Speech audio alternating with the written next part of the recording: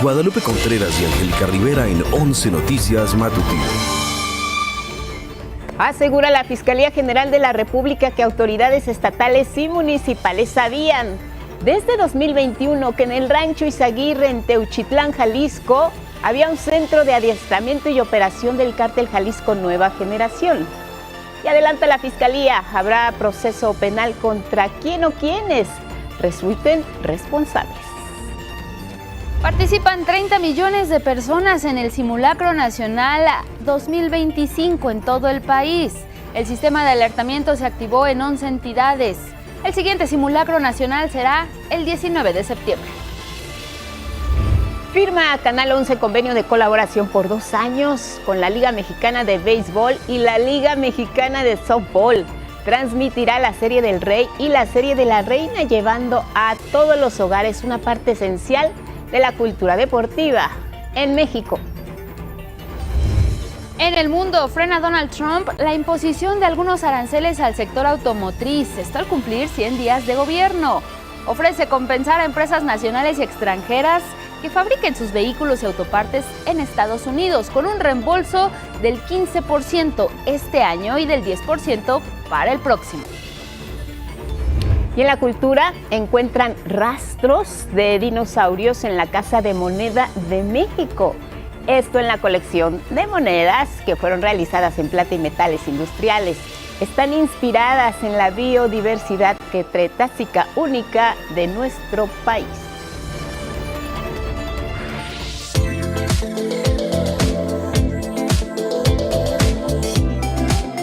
Eso que se observa es un ambiente de fiesta y color, y es que se realizó el desfile de globos gigantes y carros alegóricos.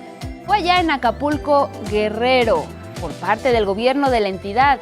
La avenida costera Miguel Alemán enmarcó estos festejos por el Día de las Infancias, el Día de la Niña y el Niño. Un espectáculo que disfrutaron cerca de 350,000 personas en esta avenida principal del puerto de Acapulco. Globos gigantes de diferentes personajes estuvieron acompañados por carros alegóricos, atractivos contingentes que dieron alegría a niñas, niños, familias enteras que disfrutaron de las últimas vacaciones y de paso festejar, por supuesto, a las chiquillas y a los chiquillos del hogar.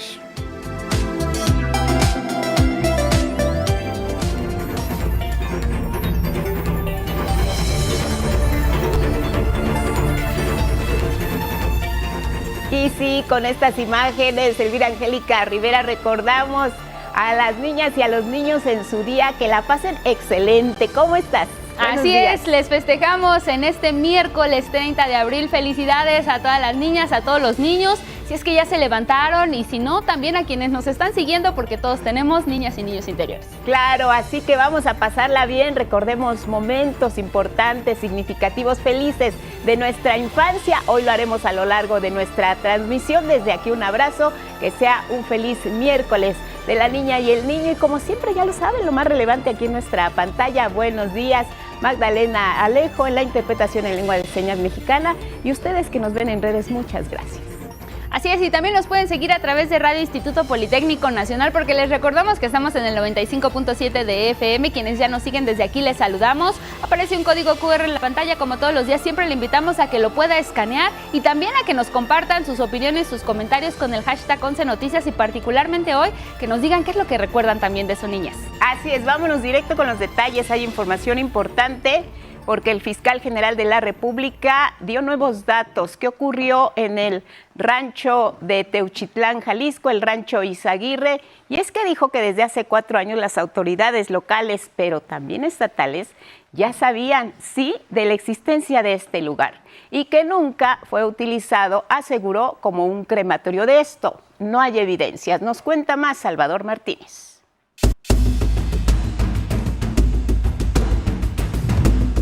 Las autoridades locales de Teuchitlán y las del estado de Jalisco sabían lo que sucedía en el rancho Izaguirre desde 2021, por lo que ante la omisión o colusión habrá procesos penales contra quienes resulten responsables, adelantó el fiscal general de la República, Alejandro Gers Manero.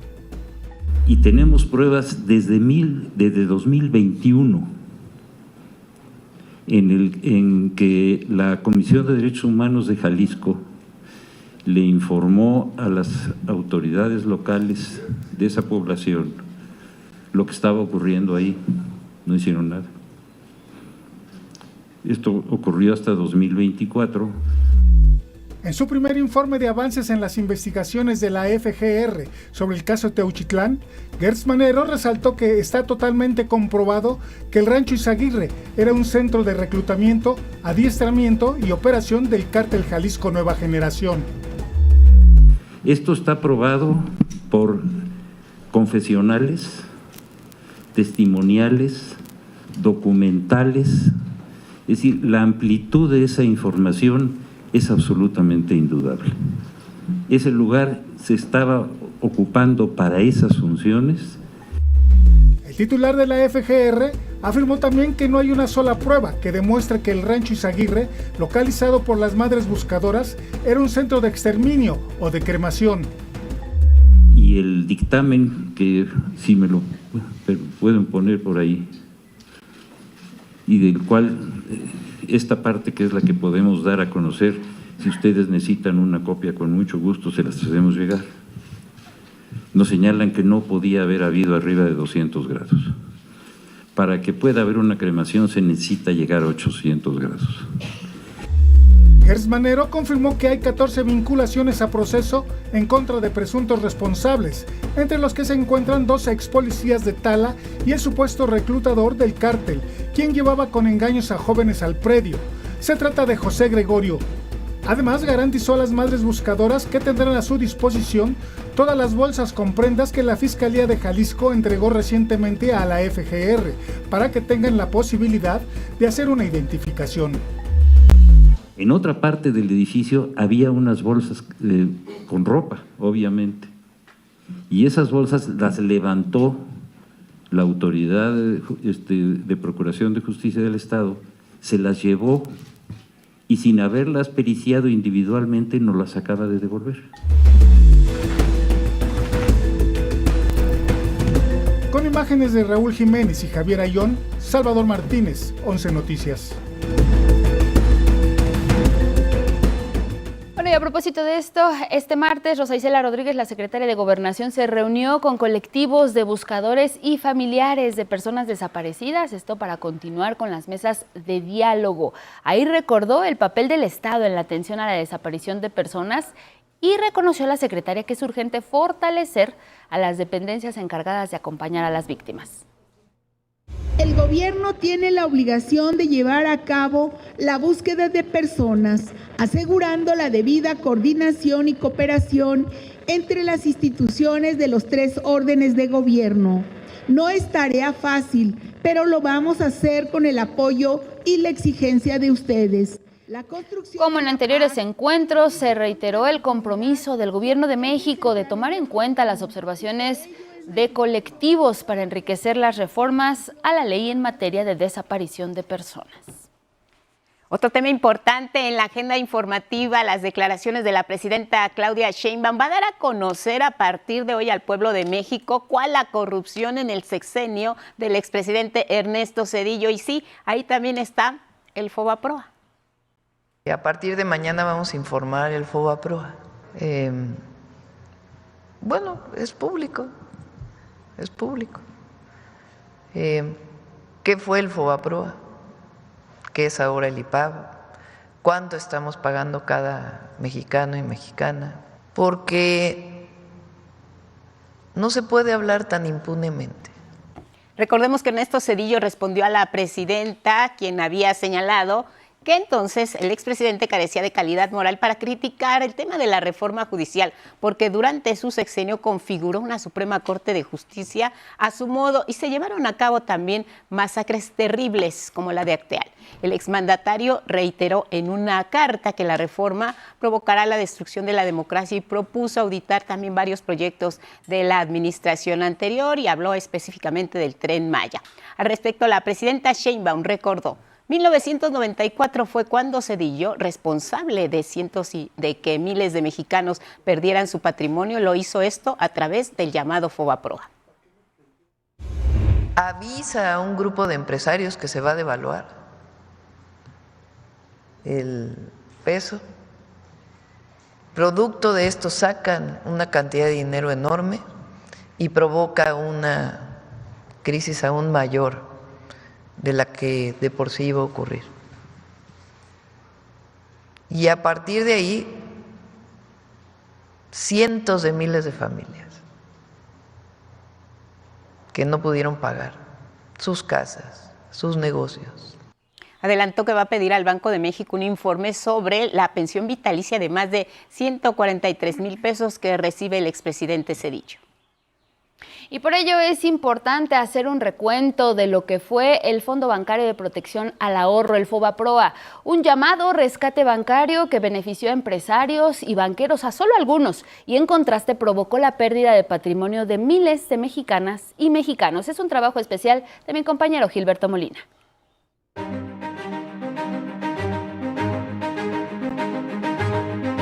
El Fondo Bancario de Protección al Ahorro, FOBAPROA, fue un programa de rescate a bancos y empresas que el expresidente Ernesto Zedillo propuso convertir en deuda pública en 1998 y que fuera pagado por todas y todos los mexicanos. Un salvavidas a los hombres del dinero, mientras miles de mexicanos perdieron sus ahorros y propiedades. En 1998, el gobierno de Zedillo destinó 552,000 millones de pesos al FOBAPROA, 11% de la riqueza del país de aquel entonces. Hasta 2024, se estima que México había desembolsado 1,730,000 millones de pesos para el cumplimiento de compromisos del FOBAPROA. Solo para el pago de intereses se destinan anualmente 43,000 millones de pesos. Hay teléfonos que no tienen los dígitos que significan esa cantidad. El despojo se concretó en el Congreso con el voto a favor del PRI y del PAN, una fecha de especial significado para los mexicanos. Con tal de hacer el debate más importante de esta legislatura, a espaldas de la población, no se dudó en agendarlo precisamente hoy, Día de la Virgen de Guadalupe.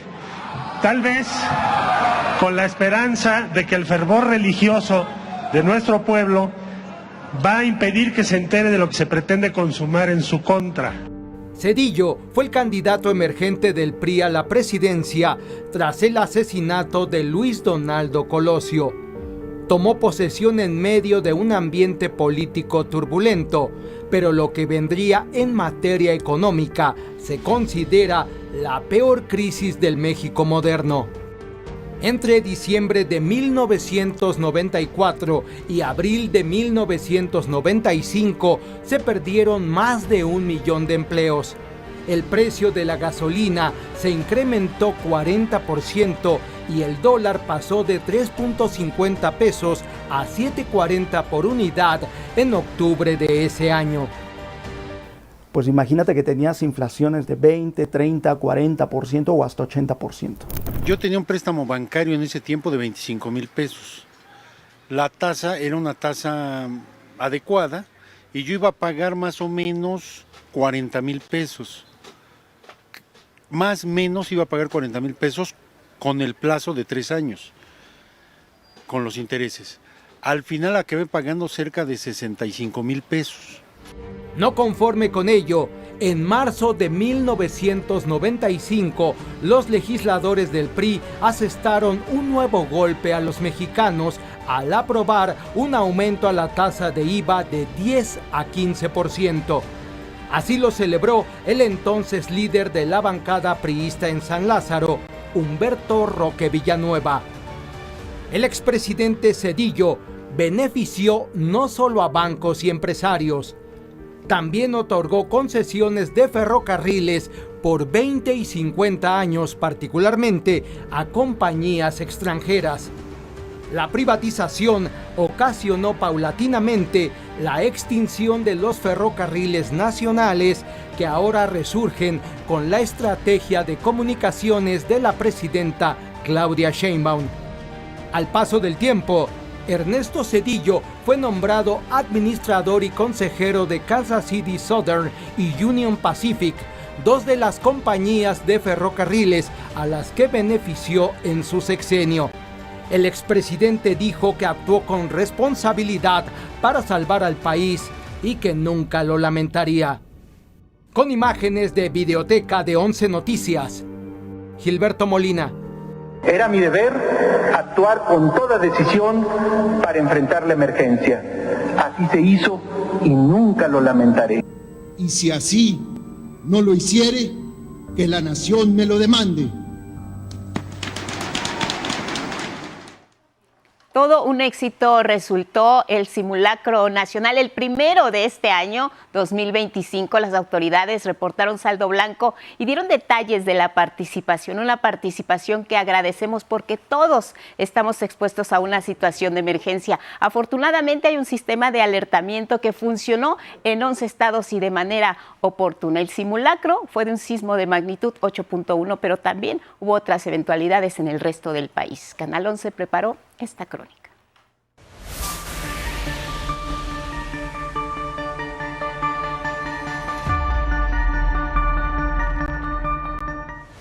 Así fue el primer simulacro nacional 2025. De acuerdo con la información recabada en las 32 entidades federativas a través de los titulares de protección civil de cada una de los estados, se obtuvo una participación total estimada de 30 millones de mexicanos y mexicanas. Para fortalecer la cultura de la prevención, el gobierno federal realizó este martes a las 11:30 horas el simulacro con un escenario hipotético de un sismo de 8.1 con epicentro en el litoral de Tehuantepec, frente a las costas de Oaxaca. La actividad también sirvió para evaluar los planes de emergencia, la coordinación entre autoridades y los tiempos de reacción de los distintos niveles de gobierno, así como para identificar zonas vulnerables. En esta ocasión, se prevé la activación del sistema de alertamiento sísmico en 11 estados, lo que nos permite mejorar los tiempos de respuesta y alertar de manera oportuna a la población. En el Zócalo de la Ciudad de México, los niños fueron héroes cívicos. Atendieron una consigna de sobrevivencia: no correr, no empujar y no gritar. Yo digo que está bien para que tengamos precaución por si llega a pasar en cualquier momento. Y pues me sirve a mí porque a mí me dan susto los sismos y me gusta que hagamos esto porque se me quita el miedo. ¿Y cómo lo vivió la gente que mirabas, la gente que estaba a tu alrededor? Pues yo los miraba muy tranquilos, no, bueno, algunos como que sí estaban asustados, pero los policías dijeron que era solo un simulacro no real. En Palacio Nacional, la presidenta Claudia Sheinbaum se sumó al ejercicio. Sobre Avenida Reforma, una de las principales arterias de la ciudad, bomberos simularon el rescate de personas atrapadas en los pisos más altos del edificio de Reforma 222.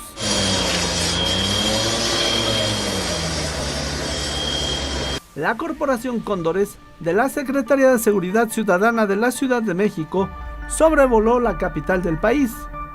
En la Ciudad de México participaron 20.550 inmuebles. En total se calcula una participación de entre 7 y 8 millones de personas que participaron en este simulacro. Esto es muy importante, la gran participación de nuestra ciudad nos dice mucho sobre la participación de la comunidad y de la sociedad. El próximo simulacro será el 19 de septiembre. Con información de Gilberto Molina, Elizabeth Díaz, Nicté Germán y Rubén Fieital, 11 Noticias. Vamos con asuntos que tienen que ver con el combate a la corrupción, y es que el subsecretario de Salud, Eduardo Clark, informó que hace 3 semanas ya se canceló la licitación de 175 claves de medicamentos porque se detectó un sobrecosto de 13,000 millones de pesos. Clark detalló que esta semana se va a realizar la reposición de esos medicamentos, por lo que el abasto está garantizado. No se ha generado una falta de entrega, una falta de suministro. Continúan y seguirán llegando los insumos médicos que se requieren en los distintos institutos que integran el sector salud. Tenemos varios procesos abiertos, particularmente lo informó la presidenta la semana pasada, de oncológicos que se han adquirido, particularmente de 21 claves que se habían estado en sobrecosto durante la licitación, que ya se compraron con reducciones de 30% globalmente. Y por irregularidades detectadas en la compra de medicamentos fue inhabilitada la empresa Biomix Lab y otra más enfrenta un proceso penal, pero 59 también están investigándose. Raquel Buenrostro señaló que también se investiga a los funcionarios involucrados. En revisión, básicamente 59 empresas, por diferentes razones. Algunas son por incumplimiento, otras son porque presuntamente entregaron información falsa a la hora de hacer el proceso de licitación. Tenemos algunas otras empresas que su objeto social no tiene que ver con farmacéuticos, sino son inmobiliarias o son empresas que venden combustibles, etcétera. Y todo eso lo estamos integrando en una investigación. Dijo que hay otra compañía que enfrenta un proceso penal por falsificar documentos ante COFEPRIS, cuyo nombre no se dio a conocer. La Secretaría de la Función Pública puntualizó que del total de las firmas que están bajo lupa, 16 empresas ya enfrentan procesos administrativos por incumplimientos en la entrega de los medicamentos. Además, la presidenta Claudia Sheinbaum también resaltó los esfuerzos que se han hecho en la materia para abatir la corrupción al interior de la Secretaría de Salud, sobre todo en el tema de los medicamentos. Así nos vamos a la pausa, es muy breve, regresamos con más información esta mañana en 11 Noticias. El tema del gusano barrenador en el ganado, que ha suscitado un conflicto bilateral México-Estados Unidos que se está superando, de acuerdo con las versiones y el reporte de las autoridades. Al volver, lo abordaremos aquí en 11 Noticias. Regresamos.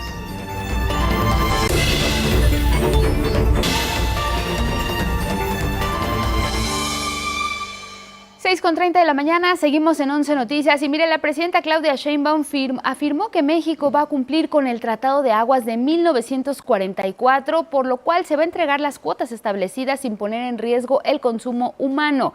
En la conferencia matutina de este martes, Sheinbaum refirió que la entrega de agua se va a realizar con base en la disponibilidad en las presas del norte del país, que han sido afectadas por la sequía que dura más de 3 años. Se hizo una revisión por parte de las áreas técnicas de cuánta agua hay disponible en las presas para poderlo conocer. Y después, vamos a decirlo, se entrega la cantidad de agua hasta donde se puede. Porque nosotros primero tenemos que garantizar el derecho humano y también el riego agrícola en varias zonas del país. La presidenta Claudia Sheinbaum también informó que ya se alcanzó un acuerdo con Estados Unidos para contener el brote de gusano barrenador que afecta a algunos hatos en distintas partes del país. Una de las acciones es reforzar el control sanitario en la frontera sur de México. Y también con el gusano barrenador ya se encontró, también ya hay un acuerdo básico que también ayuda mucho. Esencialmente, ¿cuáles son los controles que está poniendo México, que ya venían de antes, para que no se introduzca esta plaga hacia Estados Unidos? Que son mecanismos internacionales que están pactados y que pues nosotros ya venimos haciendo, pero que no había la suficiente información.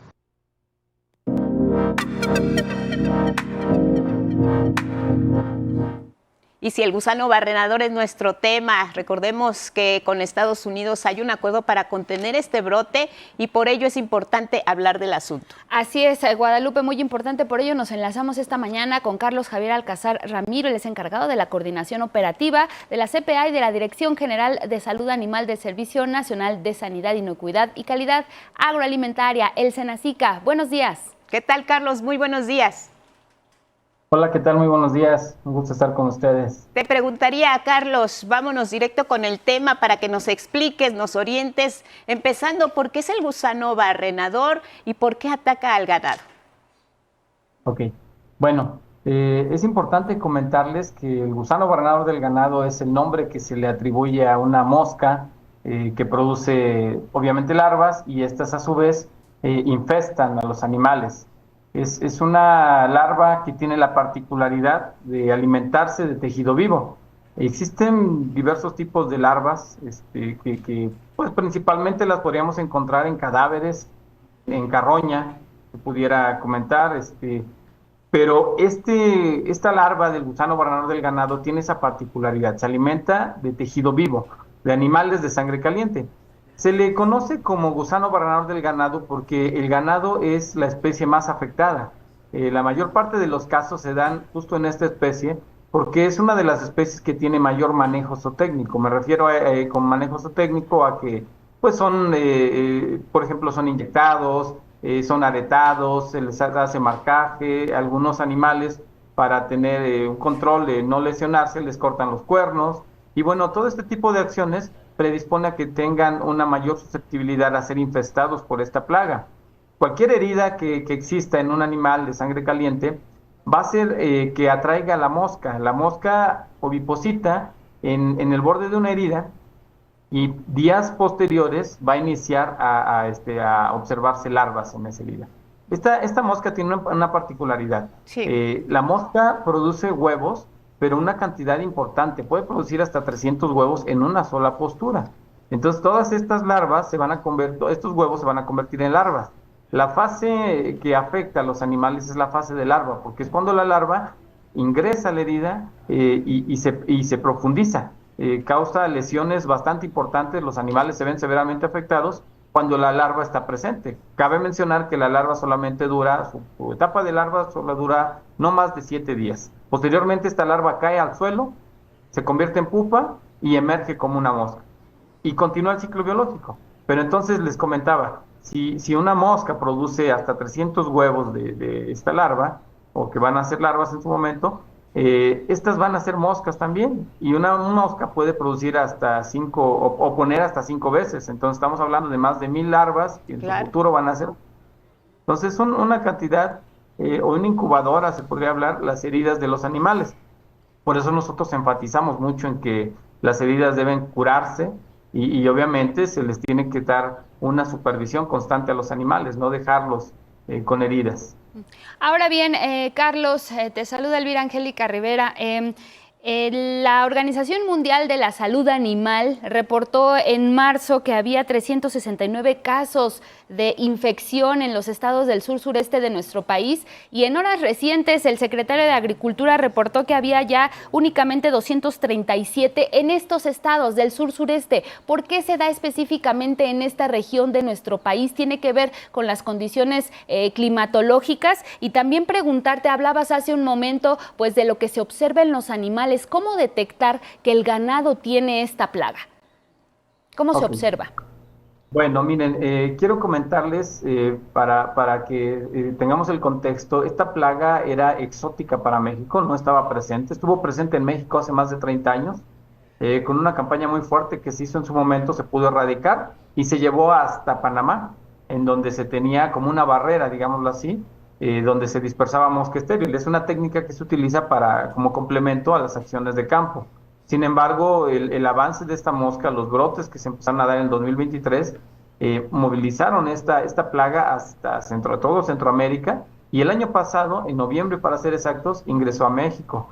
Este año fue cuando se repuntaron los casos, y efectivamente, ahorita solamente tenemos menos de 250 casos activos. Activos me refiero que están en seguimiento, están en proceso. Como es un problema parasitario, no es una enfermedad infectocontagiosa, una enfermedad que mate a los animales per se, sino que más bien es una infestación parasitaria que, si se trata adecuadamente, los animales pueden continuar su vida, los animales no mueren, los animales pues se recuperan rápidamente si se da un tratamiento adecuado. Sin embargo, tenemos que controlar que esta mosca no siga dispersando y eliminarla. Entonces, iniciaron el repunte de casos, llegamos a más de 1000 casos que se tuvieron en su momento hasta estas fechas, pero los casos han sido controlados por el SENACICA. Todo caso que se detecta se le da la atención veterinaria, se aplican algunos productos específicos para su tratamiento, y por eso es que consideramos que los casos se van cerrando. Entonces, ahorita activos, les digo, tenemos menos de 250 casos, y que bueno, de alguna manera están por concluirse porque se le está dando seguimiento. El personal de campo, personal técnico que tenemos distribuido en todo el sur, bueno, en todo el país, pero en el sur se ha reforzado esta actividad debido a la presencia de este gusano barrenador del ganado. Entonces los médicos, hasta que el animal completamente está curado, damos por concluido y hacemos obviamente una vigilancia epidemiológica en toda la zona para identificar nuevos casos. Claro. Ahora, Carlos, adelante, perdón, sí. No, es que la pregunta me comentaba que cómo los productores se pueden dar cuenta que está el gusano barrenador del ganado, y también de por qué en el sureste. Ya les explicaba que el problema fue de prácticamente Panamá hacia el norte del continente americano. Es como algo que ya nos viene avisando cómo va a llegar, ¿sí? Por las características de la enfermedad, digámoslo así, que les digo, no es una enfermedad infectocontagiosa, entonces ocupa a los animales para poder moverse, y de esa manera es como va llegando. Entonces, pues llegó del sur, y obviamente sabíamos que pudiera llegar. Senacica estaba preparado desde el año pasado, desde junio, se activó un dispositivo nacional de emergencia para poner en alerta a todos el gremio veterinario, a los productores, de la posible llegada del gusano. Incluso se iniciaron con algunas acciones muy importantes, campañas de difusión masivas sobre qué es el gusano barrenador del ganado, capacitación a productores, educación zoosanitaria a médicos veterinarios, a productores, ganaderos, todo lo que estuviera relacionado con el sector para que conocieran de la plaga y además qué hacer en el momento de identificarla. Eso nos permitió identificar oportunamente el primer caso.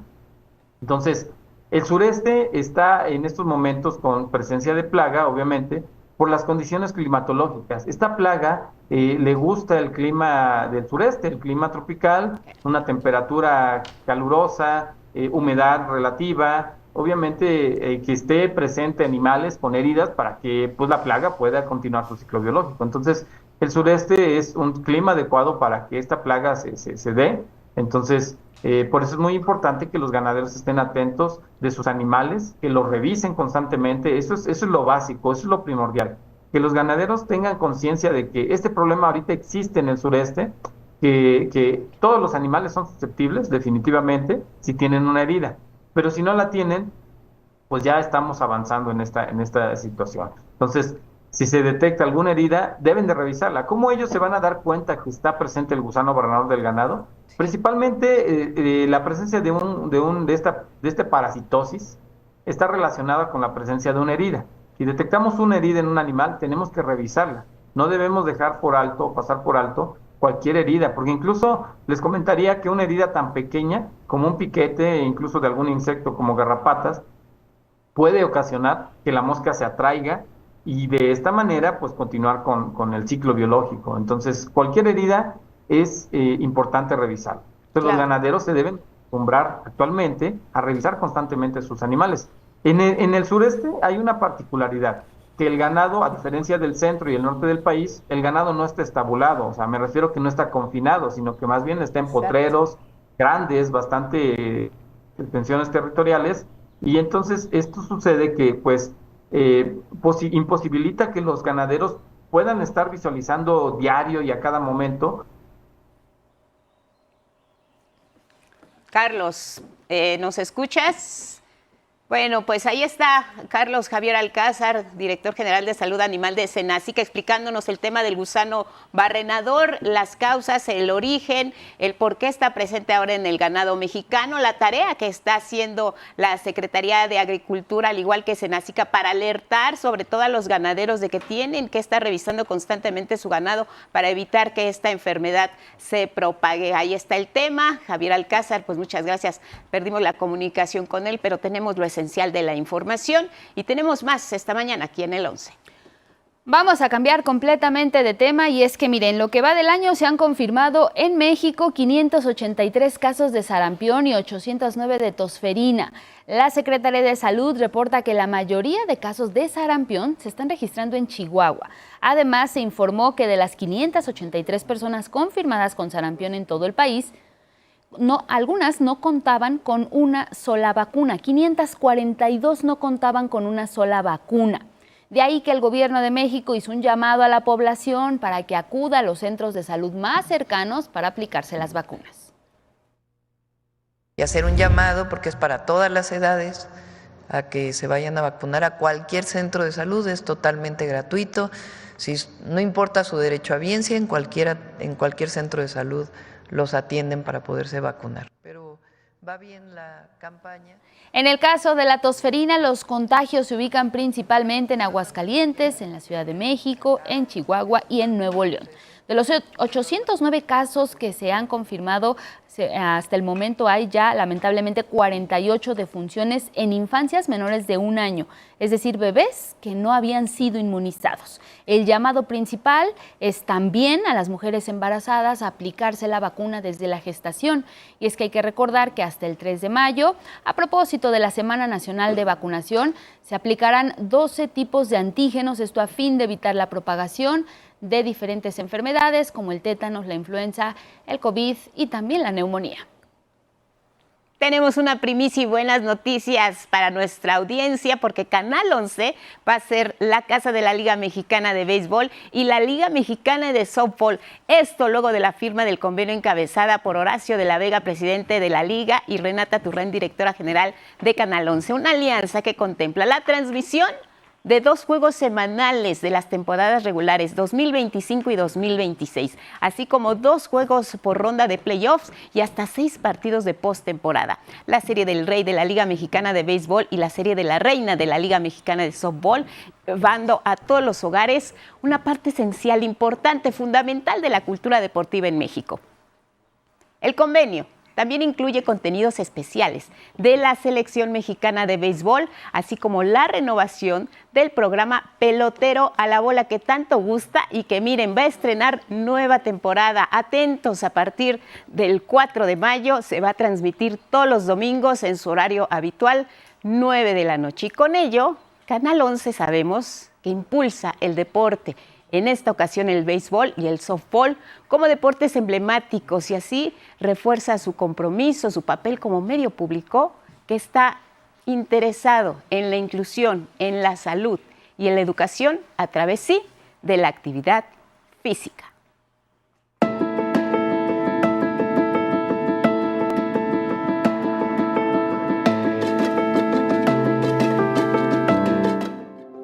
Mitad de semana, momento de conocer cuáles van a ser las condiciones meteorológicas para este miércoles. Carlos Guevara Casa, siempre listo. Bienvenido, buenos días. Hola, buenos días, Angélica. Buenos días también para usted. Y bueno, ayer la Organización Meteorológica Mundial dio a conocer que durante el 2024 el nivel medio del mar alcanzó su punto más alto desde que comenzaron las mediciones satelitales en 1993. En promedio, el mar subió 11.3 centímetros a nivel mundial, aumentando también el riesgo de inundaciones en ciudades y poblados situados en zonas bajas, y en un futuro esto podría derivar en desplazamientos de esas poblaciones.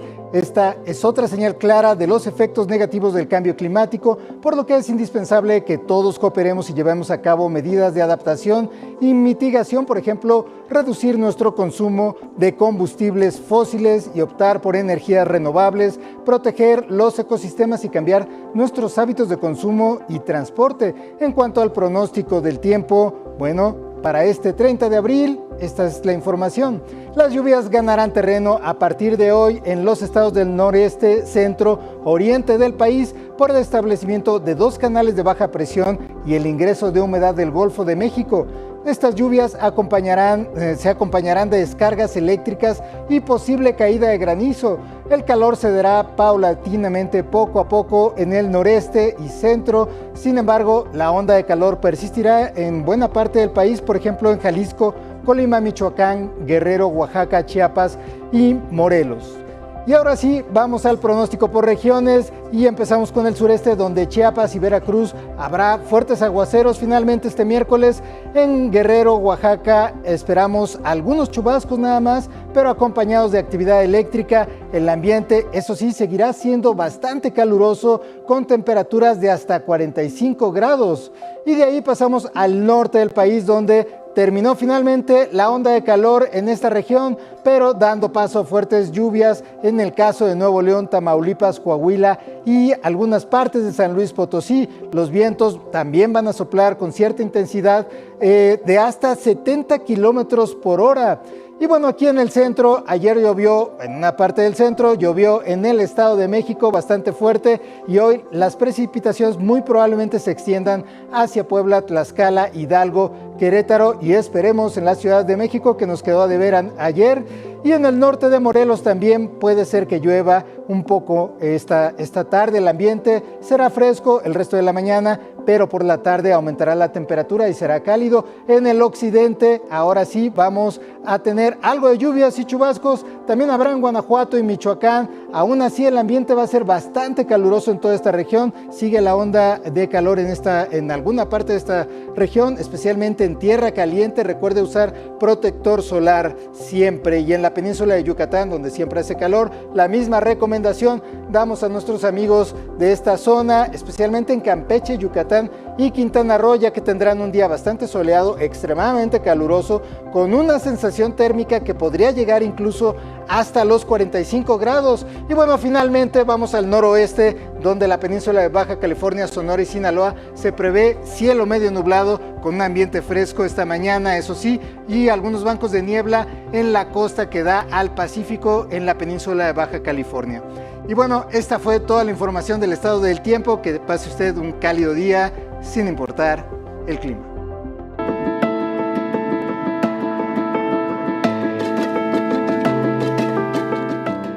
Gracias, Carlos Guevara Casas. Y bueno, hoy 30 de abril, ya le adelantábamos, pues es el Día de la Niña y del Niño, Día de las Infancias. Un día muy importante para recordar por qué debemos respetar y cumplir sus derechos básicos. Derecho a la vida, derecho a la salud, derecho a la educación, derecho a la alimentación, a la vivienda, al agua, derecho a la identidad, a una familia. Muy importante también, derecho a la libertad. Derecho a la protección contra la discriminación, el abuso y la explotación. Es por ello que les queremos compartir lo que piensan niñas y niños en su día. El Día del Niño y la Niña en México fue instituido en 1924 por el presidente Álvaro Obregón y el ministro de Educación Pública José Vasconcelos. El objetivo, recordar la importancia de los derechos de las infancias. Hasta 2022, en México habitaban 36.2 millones de personas de 0 meses a 17 años de edad. Más que una cifra, se trata de seres humanos que merecen respeto a sus derechos básicos. El derecho a la vida, la salud, la educación, la alimentación, la vivienda, la identidad, la familia, la protección contra la discriminación, el abuso y la explotación, y la participación en la vida social y política. De acuerdo con el INEGI, el 15% de niñas y niños de nuestro país no asisten a la escuela, mientras el 4% habla alguna lengua indígena. Casi un tercio de esos 36.2 millones habitan con su padre y madre, al paso de los años con sus hermanos y hermanas. Hoy, más que nunca, es importante ponerse a pensar ¿qué quieren las infancias? Algo rico. ¿Pero qué sería? Por ejemplo, ¿tu comida favorita? Sí. ¿Cuál es tu comida favorita? Sushi. ¿El sushi? ¿Y sería para ti solito o lo compartirías con alguien más? Sí, con alguien más. ¿Con quién? Con mi mamá. ¿Y qué pedirías? Hacer tenista profesional. Ser doctor.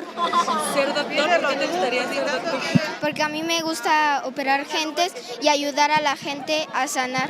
Dinero. ¿Mucho dinero? Mucho. ¿Y si tuvieras mucho dinero, qué te comprarías?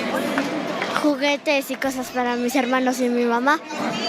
¿Qué juguetes te gustaría tener? Unas LOL. Y por ejemplo, para tus hermanos, ¿qué comprarías? Ropa. ¿Ropa? ¿Y a tu mamá qué le comprarías? Maquillaje. Un auto del año. ¿Un auto del año? ¿Y has pensado más o menos qué auto? Una camioneta. ¿Una camioneta? ¿El color? Rojo. ¿El color rojo?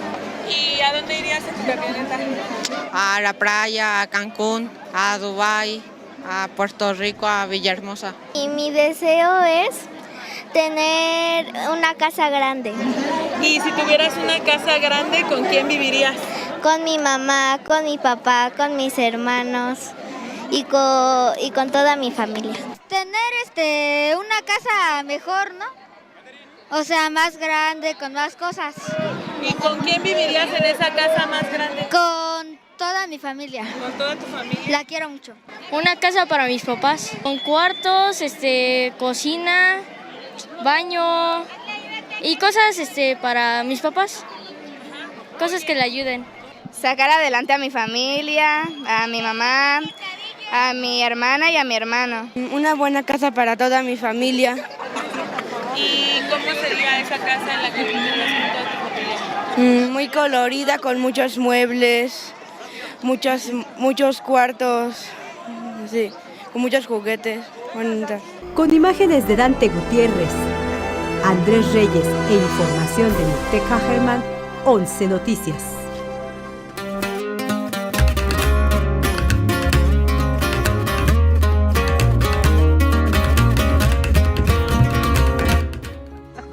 Ya está Miguel de la Cruz con nosotros esta mañana. Cuéntanos, hay mucho que es. Hoy se celebran muchas cosas, Miguel.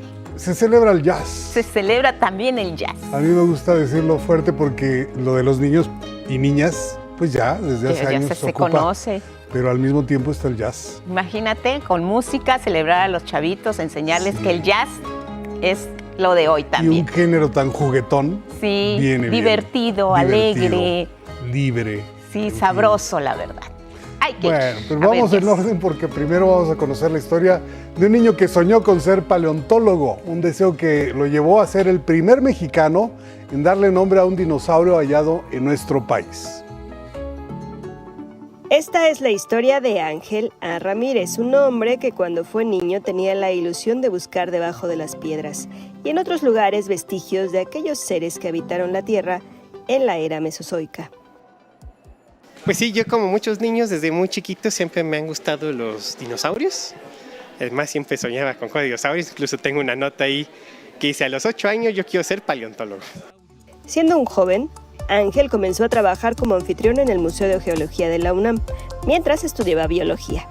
Se especializó en paleontología y se convirtió en el primer mexicano en nombrar a un dinosaurio encontrado en nuestro país. De ahí fue parte del equipo que creó las medallas conmemorativas de la Casa de Moneda Nacional. 2 de los dinosaurios que están ahorita en las monedas los describí y les di nombre. Incluso uno de ellos lo redescribí y le cambié la apariencia también. Es que digamos que tengo como 3 hijos aquí académicos ahora representados en monedas. Realizadas en plata y metales industriales, las medallas cuentan con el relieve de 6 especies de dinosaurios ampliamente investigados. Y nos llevaron a encontrar todos estos valores científicos, nombres, de tal suerte que recogiéramos cabalmente los nombres, las épocas, los lugares donde se ubicaron para tener un producto perfectamente hecho. Piezas de colección que, más allá de verse bonitas, para el paleontólogo que siempre supo que quería hacerlo, representa una forma muy digna de presentar la profesión dedicada a rescatar la biodiversidad extinta. Que esto lo va como que ayudar un poco a decir, aquí está, hay patrimonio y podemos estudiarlo. Las medallas de dinosaurios ya disponibles en el Museo del Banco de México y las casas de moneda de Reforma y San Luis Potosí. Con imágenes de Luis Virgilio y Ángel Corona, 11 Noticias, Saray, Campeche. Bueno, ya decíamos que además de ser Día de la Niña y del Niño, es Día Internacional del Jazz. Desde hace tiempo se celebra a raíz de una organización y un músico muy conocido. Aquí la historia. Fue una tarde sin nombre cuando Abraham Barrera, músico y compositor con alrededor de 3 décadas de trayectoria, convocó al bajista Aarón Cruz y al baterista Giovanni Figueroa a grabar su música con público presente, ya que notó de un par de años a la fecha que hay mucho interés por presenciar la música en vivo. Que la gente sí literalmente está acudiendo a escuchar música y eso es muy valioso y creemos, y por eso es que no quisimos meternos nada más al estudio y grabar esta música, sino tener precisamente esa comunicación directa con el público y esa reacción inmediata, ¿no?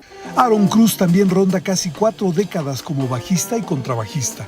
En este proyecto destaca su instrumento que tiene casi 80 años y fue para él un hallazgo haberlo descubierto. México. No es un instrumento tan caro porque te digo, no es un instrumento de tanto pedigrí como los instrumentos clásicos que son de madera y son de constructores. Tuve un francés, por ejemplo, del siglo XIX, hermoso instrumento, tallado en madera y todo, pero no era el sonido que buscaba, ¿no? Y este es el sonido que toda la vida busqué. A esta dupla se suma Giovanni Figueroa, perteneciente a una familia de músicos de Guadalajara. La versatilidad es lo suyo. Toca con distintos artistas y casi todos los géneros. Disfruto tocar todo.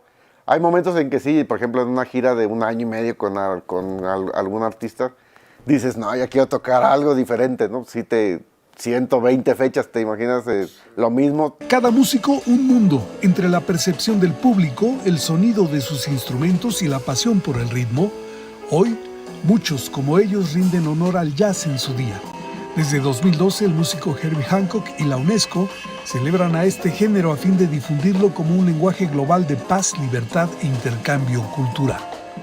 Con imágenes de Arturo García y Ángel Corona, 11 Noticias, Miguel de la Cruz.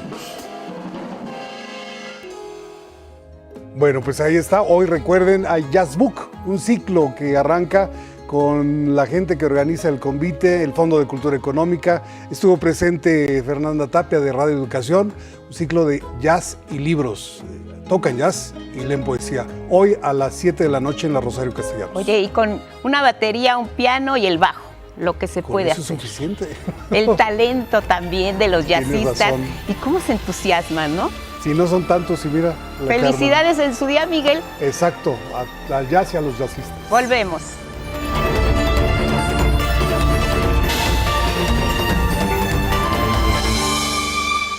Bueno, es que seguimos de manteles largos porque le preguntaba a Miguel, Día Internacional de la Danza, también. También ayer. Pero sigue de fiesta, pues algo tan movido. Fíjense, la celebración del Día Internacional de la Danza se extiende hasta el 4 de mayo con la oferta de la Secretaría de Cultura Capitalina, porque además del homenaje masivo a Tongolele, que fue el sábado anterior, han habido más de 200 actividades con las que la gente puede seguir saliendo a bailar, ritmos prehispánicos, danzón, salsa, proyecciones de cine, sonideros y más se ofrecen en espacios como Los Faros, el sistema de teatros, plazas públicas, pilares, utopías y hasta estaciones del metro. Pero este año quisimos revolcar un poquito el concepto y justamente volcarlo a la comunidad, es decir, todo mundo podemos bailar, eso es cierto. Algo que quedó de manifiesto en el Pachangón Loco que se armó en Reforma con Polimarch el 31 de diciembre es que la gente quería bailar. Las actividades para estos días pueden consultarse en la página cartelera.cdmx.gov.mx, todas son de acceso gratuito. Vámonos al libro del día, es El oficio del autor dramático, compilación de textos de Jorge Ibargüengoitia, realizada por Juan Javier Mora Rivera. Este libro en voz de su editor, Mauricio Vázquez, director de publicaciones del Gobierno del Estado de Guanajuato. Un libro que reúne la crítica teatral completa del gran escritor Jorge Ibargüengoitia en México, que aparecieron más o menos de 1956 a 1966. Tiene el texto de su tesis de maestría que obtuvo en la UNAM, y que él mismo se olvidó de ella, ¿no? El compilador Juan Javier Mora Rivera reúne en este excelente ejemplar. Fundamentalmente indagó en varios suplementos, México en la cultura en México, la Revista Mexicana de Literatura, la Revista de la Universidad de México. Aquí vamos a poder encontrar algunas discusiones importantes de la época, su, digamos, pleito con Carlos Monsiváis, a propósito de la crítica que le hace Alfonso Reyes y Zulandrú, también algunas desavenencias con Elena Poniatowska. Es un orden cronológico. Al final, el maestro Juan Javier Mora Rivera incluye algunas cartas personales. Bueno, y luego con el 11 y avanzamos a la página 27 de la novela Pronunciaré sus nombres de Tamara Trotner, editada por Alfaguara. El X de hoy es de luz y dice: no había más que escuchar, me dice mi abuelo, con una lágrima atorada en el pasado. Gracias por esta aportación, seguimos leyendo. El poema del día, hoy que es Día del Jazz, es en honor al jazz. El peruano Jorge Eduardo Eyelson dedicó al jazz el poema a un pájaro de nombre Charlie, que en alguna parte dice: aunque de falta de ritmo morimos, con nosotros nace el ritmo, que no es tiempo, ni sentido, ni tampoco alborozo, sino más bien latido. Quien lo solicite, lo comparto completo por X, @MiguelD, solo la de LA Cruz. Hasta aquí Cultura. Encaja perfecto, Miguel. Te decía, veíamos las imágenes que nos trajiste esta mañana del Día Internacional del Jazz. Al pianista, ¿su nombre? Abraham. Bueno, el ritmo que le pone, de verdad es como un latido. Tiene mucho que ver. Aunque a falta de ritmo nacemos, como dice el poema, siempre hay como un latido. Y el latido es ritmo. Y el jazz es música viva. Ahí estaba la prueba. Sí, qué maravilla. Cerraste redondito, Miguel. Exactamente. Bueno, no hablemos de redonditos porque luego se confunde. Pero vayan al jazz hoy. Sí, no solo claro. hay eso, también hay en otros lugares seguramente. Y lleven a los chavitos. A los niños, tienes Sí. razón. Jazzatlán, que es un lugar también especializado en jazz, tiene tocada hoy por la noche. En fin, si buscan, hoy meten jazz en el buscador que todos conocen y van a salir muchas cosas. Sí, no se preocupen por la hora, mañana es descanso, hay ¿Mañana que es descanso? disfrutar. Sí, 1 de mayo para los que se lo ganaron. Para los que tienen vida normal, ¿no? Vida normal. Nosotros aquí estaremos informando y contándoles igual cómo estuvo la celebración del Día Internacional del Día del Niño y lo que se sume. Gracias, Miguel. Gracias. Hasta Muchas mañana, gracias. como siempre, un gusto. ¿Tenemos más? Vámonos ahora hasta Baja California, este estado que, como le hemos informado, pues está de fiesta con la edición número 49 del Tianguis Turístico.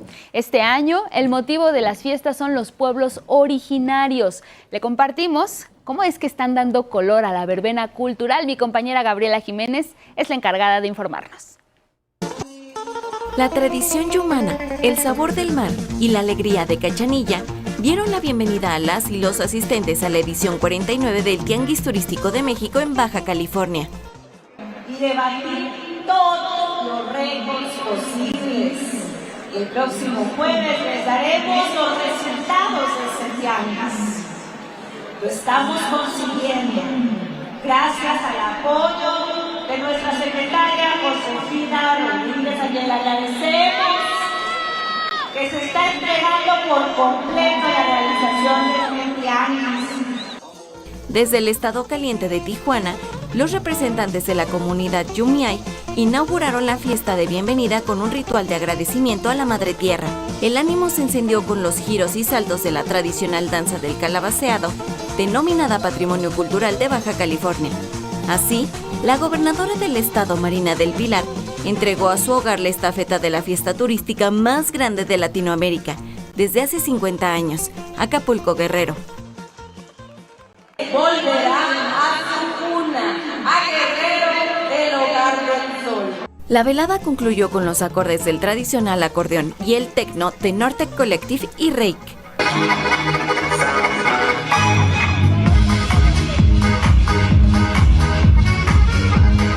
Para el 2026 estará concluida la ruta del turismo comunitario como distintivo de esta actividad turística en México. Que es Hidalgo, Morelos, Puebla, Oaxaca, Baja California Sur, Nayarit y Michoacán. En años anteriores ya habían hecho una guía similar, de hecho ahorita se va a presentar en Mundo Maya, en la península de Yucatán. Ahora lo que estamos avanzando es trabajando con la UNESCO para volverla una guía nacional de experiencias y además este certificado que es el que va a certificar, a identificar a los proyectos de turismo comunitario. Esta guía la tenemos que terminar este año y presentarla ya en el próximo Tianguis Turístico. Con imágenes de Eduardo Zamudio e información de Gabriela Jiménez desde Baja California, 11 Noticias.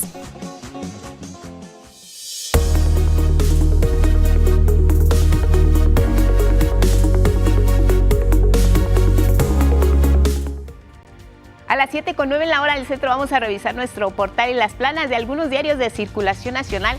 Ya sabe que en nuestro portal encuentra la información en tiempo real, transmitiéndose en nuestros 5 espacios. Todo lo que necesita saber lo tiene aquí, en la palma de su mano, si es en su dispositivo, en su celular, actualizado minuto a minuto. Algún detalle que quiera resaltar de la información que encuentra en nuestro portal para tener más acerca de lo que se publica, le puede dar clic en ese momento y aparece. Tema de las lluvias, por ejemplo, ganarán terreno en el noreste, le da clic, se desplaza la información, la fotografía y los detalles. Guerrero y Oaxaca, ya nos decía Carlos Guevara Casas, son los lugares donde se esperan algunos chubascos. También en nuestro portal se encuentra la Mañanera del Pueblo y nuestros micrositios, la elección del Poder Judicial. El 1 de junio ya viene prácticamente, estamos a un mes de la cita con las urnas, hay que participar y conocer a los candidatos. En los periódicos, los diarios, la línea editorial de cada uno de ellos, los temas que manejan. Vamos a iniciar nuestra revisión esta mañana con lo que dice el Financiero, el tema arancelario de Donald Trump a 100 días de su gobierno, las medidas que está tomando. Ahora dice que se relaja el arancel para la industria automotriz en apoyo a los fabricantes. Esto en la Unión Americana. El presidente Trump crea un mecanismo para evitar la acumulación de gravámenes y solicitar, dice, una compensación. México va a entregar agua a Estados Unidos hasta donde se pueda, lo decía la presidenta Claudia Sheinbaum al hablar de este acuerdo y también de las presiones que ha tenido el gobierno de los Estados Unidos en el tema, que también lo utiliza como bandera política. Del Financiero vamos a revisar otro diario esta mañana, La Jornada. Culpa a Sheinbaum a Zedillo de la mayor crisis, dice La Jornada del País, y lo tiene como nota principal a 8 columnas.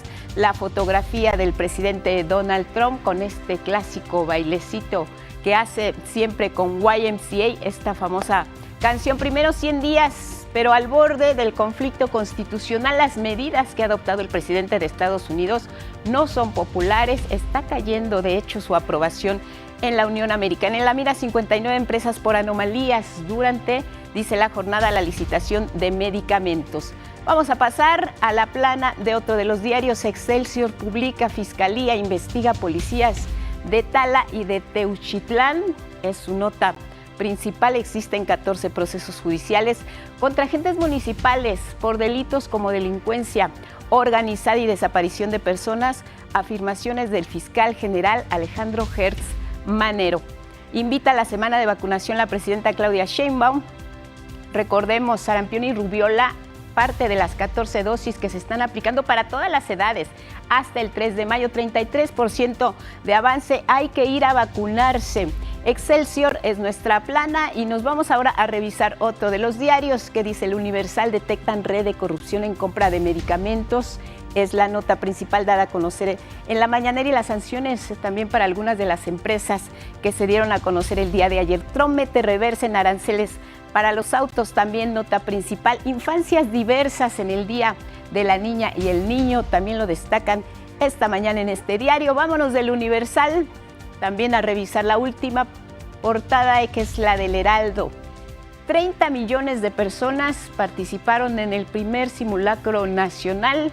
La hipótesis: un sismo de 8.1 grados, también huracanes, incluso un tsunami. Ya nos decía la Coordinadora Nacional de Protección Civil lo que sería este simulacro, y la participación importante. Incluyen a México en lista negra de piratería. Estos son los temas en los diarios. Tenemos más. Bueno, vamos con asuntos que tienen que ver con la protección de niñas, niños y adolescentes. Es protegerlos del llamado turismo sexual. Y es que el Pleno de la Cámara de Diputados y Diputadas aprobó por unanimidad reformas a la Ley General de Turismo. Plantea medidas específicas para combatir esta práctica. Con los cambios se obliga a los prestadores de servicios turísticos tener medidas de seguridad para salvaguardar la integridad y la vida de menores de edad. Casos muy específicos: los huéspedes, las y los huéspedes deben acreditar la mayoría de edad.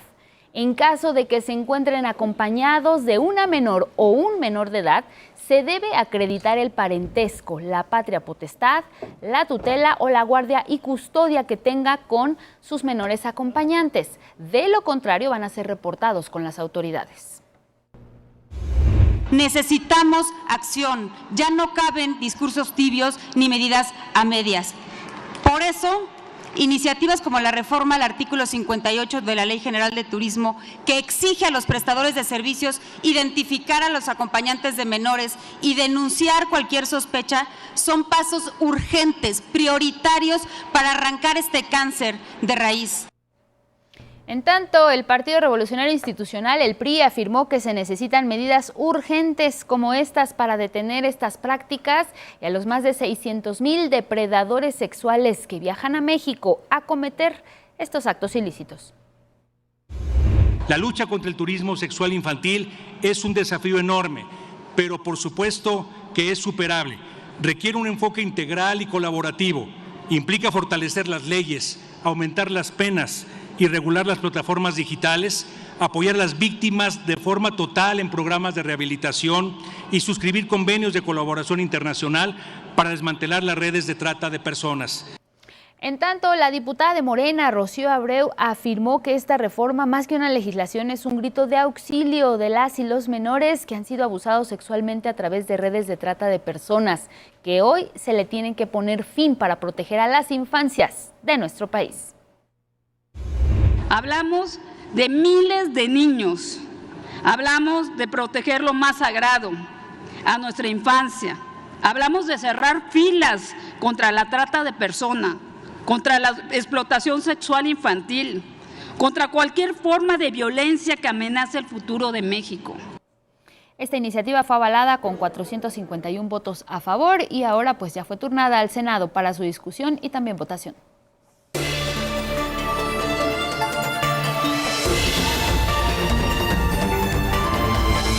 Nosotros.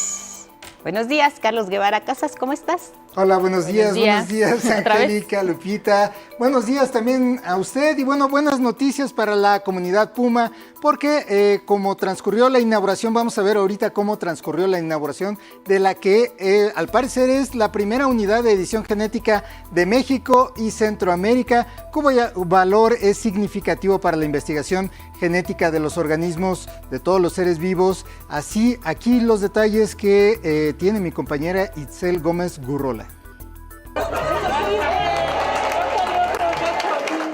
Así se inauguró la primera unidad de edición genética y criopreservación de México y Centroamérica. En el Instituto de Fisiología Celular de la UNAM, precisamente eso es lo que harán: cortar estructuras de ADN de ratones, gracias a una tecnología innovadora que se ganó el Premio Nobel de Química en 2020, la técnica CRISPR-Cas9. Es básicamente una tijera molecular. Imagínate que el genoma es, tiene miles de millones de bases. Esta herramienta permite que dentro de esas miles de millones de bases, si yo quiero una secuencia en particular, con esta herramienta podemos dirigir por secuencia a esa tijerita, solo a ese lugar y no al resto del genoma, ¿no? Estamos editando de manera muy fina. Ese nivel de detalle es muy valioso cuando se requiere investigar algo en particular, en la estructura donde está toda la información genética de los organismos vivos. Por ejemplo, examinar si hay una predisposición en desarrollar un tipo de cáncer en una población indígena mexicana. Entonces, si nosotros identificamos esa modificación específica y la modelamos en el ratón, podemos darle un peso específico, cuánto de el fenotipo que se desarrolla después, cuánto el que le dé cáncer a un paciente, dependerá única y exclusivamente de esas modificaciones que estamos detectando en nuestra población mexicana. Esto podría lograr aplicaciones clínicas en enfermedades, padecimientos y también ayudará a entender mejor la biología de alguna proteína, célula o gen. ¿Cómo lo harán? Primero se hace el diseño del genoma a nivel computacional. Después, en el laboratorio se producen los embriones de ratón editados genéticamente. Ahí se están tomando los embriones para transferirlos a la hembra receptora. Volvemos a la estructura, aquí está el oviducto, se va a hacer el corte y se van a depositar. Luego, en las ratonas se hace un corte en las trompas de falopio para depositar los embriones. Después de 21 días de gestación, se logra obtener la primera camada de ratones editados. La creación de esta unidad va a ser un parteaguas que va a cambiar la manera en que abordamos nuestras preguntas de investigación y que en México no existían, ¿no? Con una inversión de 5,5 millones de pesos, más de 30 personas, apoyos gubernamentales y colaboraciones extranjeras a lo largo de 8 años, México podrá ser soberano en este campo de investigación y logrará reducir costos incluso hasta 5 veces menos. La unidad cuenta con las regulaciones éticas para el trato, cuidado y uso de los roedores, así como de las características de las investigaciones. Con imágenes de Miguel Escobar, 11 Noticias, Itzel Gómez Gurrola. Y bueno, jugar es Día del Niño y jugar pues es algo inherente a nuestra naturaleza humana, lo mismo que cuestionarnos por todo lo que ocurre en el cosmos. Los seres humanos somos juguetones e inquisitivos, especialmente durante nuestra infancia, en la cual las actividades lúdicas también nos entrenan para el futuro. Por eso no es de extrañar que con el surgimiento de la ciencia moderna también aparecieran los juguetes de ciencia, los famosos juguetes científicos, en especial los juegos de química fueron de los primeros y sus orígenes se encuentran en los kits de química portátiles de finales de los siglos XVIII y XIX que se vendían en cajas de madera. Ahí tenemos algunas muestras de varios de estos juegos científicos, estos sets específicamente de química, de los primeros, algunos de los más modernos, y bueno, finalmente los primeros científicos modernos y sus pupilos usaban estos para llevar una forma práctica o para tener una forma práctica de hacer investigación en campo o durante viajes de enseñanza, pero finalmente estos kits contenían cristalería como matraces o pipetas, productos químicos, quizá una balanza o un mortero para adentrarse en la geología y la botánica de aquellas épocas. Pero a inicios del siglo XX ya había juguetes como estos y su popularidad se desbordó, pero la Primera Guerra Mundial pues acaparó todos los materiales para fabricarlos y desaparecieron casi totalmente del mercado. Sin embargo, más tarde, dos hermanos, John Harold Mitchell y Porter, lanzaron los Chemcraft, que son básicamente la versión que tenemos hasta ahora, que usted consigue con, vamos a decir, con alegría. Por ahí básicamente es la misma idea desde esa época. Otra vertiente han sido los juguetes de armar. Ahí tenemos un mecano, uno de los famosos primeros mecanos que se inventaron. Su nombre deriva de make and know, en inglés, hacer y aprender. Make and know, mecano, y fue creado en 1901 por Frank Hornby, un oficinista inglés que era muy, hoy diríamos nerd, y se basó en principios de ingeniería mecánica y de física. Se trataba de un kit de construcción de maquetas compuesto por tiras, placas, vigas de metal perforado. Híjole, mi hermano tuvo uno, yo se lo destruí. Ruedas y poleas, engranajes, etc. Su éxito fue tal que en menos de un par de años ya tenía 2 fábricas en Inglaterra y estuvo a la venta estos juegos hasta finales de la década de los 70.